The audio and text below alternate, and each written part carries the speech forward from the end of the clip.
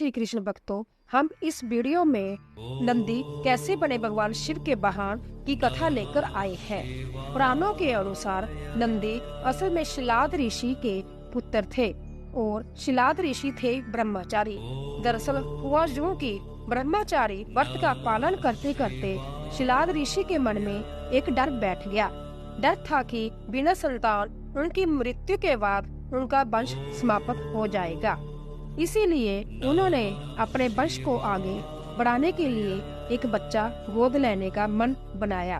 मन तो ऋषि शिलाद ने बना लिया, लेकिन दुविधा ये थी कि ऋषि ऐसे बालक को गोद लेना चाहते थे जिस पर भगवान शिव की असीम कृपा हो।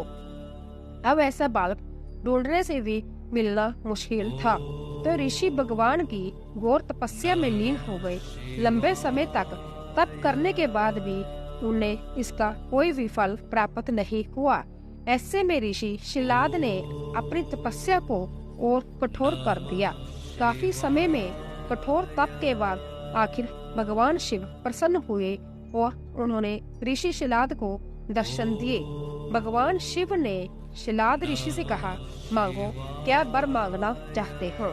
ऋषि शिलाद ने अपनी कामना भगवान शिव से जाहिर की। भगवान शिव ने शिलाद को पुत्र का आशीर्वाद दिया और वहां से चले गए। अगले ही दिन जब ऋषि शिलाद पास के खेतों से गुजर रहे थे तो उन्हें वहां एक नवजात बच्चा मिला। बच्चे का मुख बेहद ही मनमोहक और लुभावना था।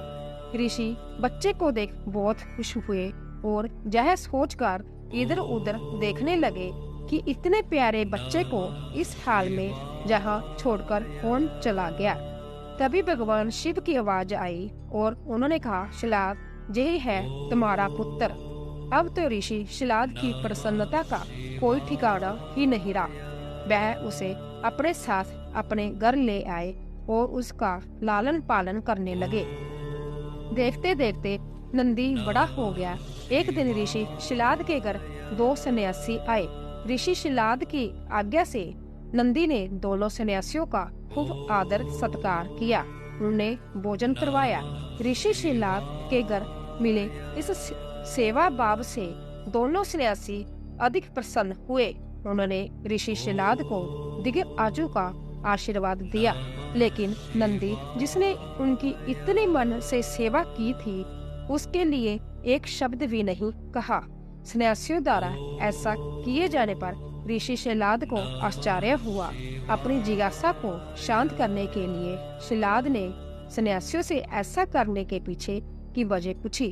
तब सन्यासियों ने बताया कि आपके इस पुत्र की आयु बहुत कम है, इसीलिए हमने इसे कोई आशीर्वाद नहीं दिया। नंदी ने सन्यासियों की यह बात सुन ली। नंदी ने अपने पिता से कहा, आपने मुझे संभ्या भगवान शिव के आशीर्वाद से पाया है, तो मेरे इस जीवन की रक्षा भी भगवान शिव ही करेंगे। आप इस बात की बिल्कुल भी चिंता ना करो। इतना कहते हुए नंदी भगवान शिव की आराधना में लग जाता है। अपने पिता की तरह ही नंदी ने भी भगवान शिव को प्रसन्न करने के लिए कठोर तप किया। फलस्वरूप भगवान शिव प्रसन्न हुए और नंदी को बैल का मुख देकर अपना सबसे प्रिय और वाहक बनाया। इस प्रकार नंदी भगवान शिव के सबसे प्रिय वाहन और समाज में उन्हें पूजनीय स्थान भी मिला। यही वजह है कि भगवान शिव की आराधना से पूर्व उनके प्रिय नंदी की पूजा की जाती है। बोलो शिव शंकर की जय।